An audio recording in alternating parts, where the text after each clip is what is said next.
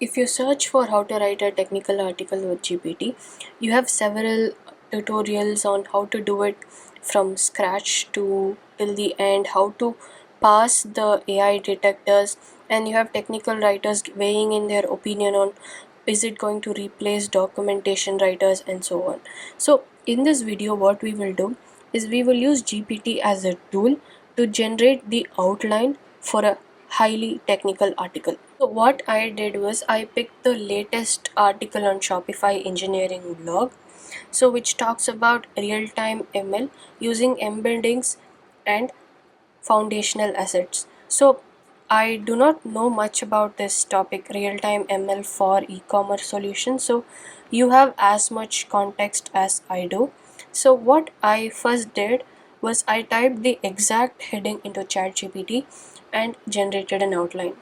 At first glance, it looks okay. It is quite exhaustive because it covers all areas.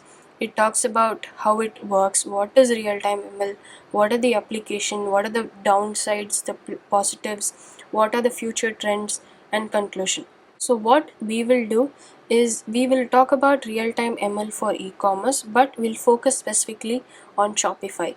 So what I did was I wanted to check if GPT had already data on Shopify using real-time ML. So I mentioned that, and the response was okay because it just modified the previous outline to mention Shopify here and there, and the outline was very generic for any use. So next what I did was I took the core introduction from the blog, which mentions embeddings and foundational ML assets, and then fed it to the GPT and asked it to update the outline.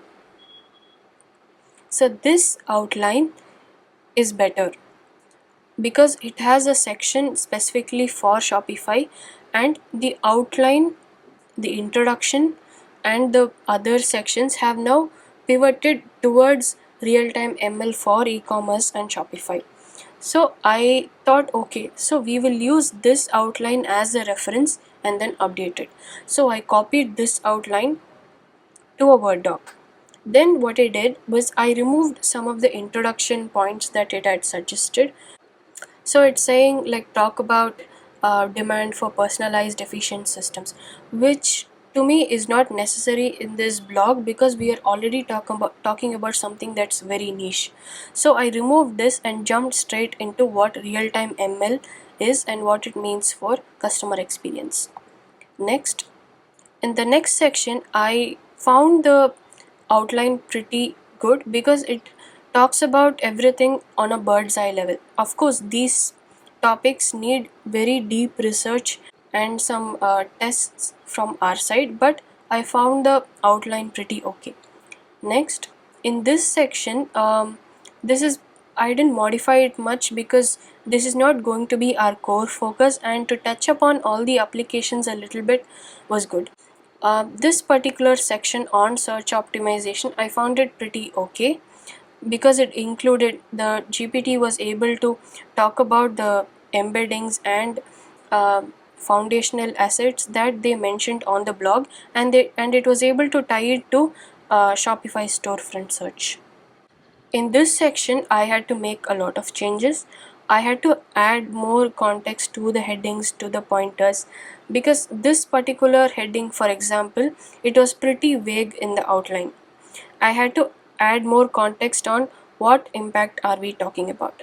In the next section, challenges, I found it pretty empty, like this is not useful at all for this particular blog because real-time ML is a very complex topic, and you need architectural knowledge, and you need developers talking about what problems they face day-to-day life. So I skipped all the suggestions in this part and left it for more research. In the future trends and conclusion, I removed everything that was not necessary for this blog and kept only the two topics that Shopify focuses on.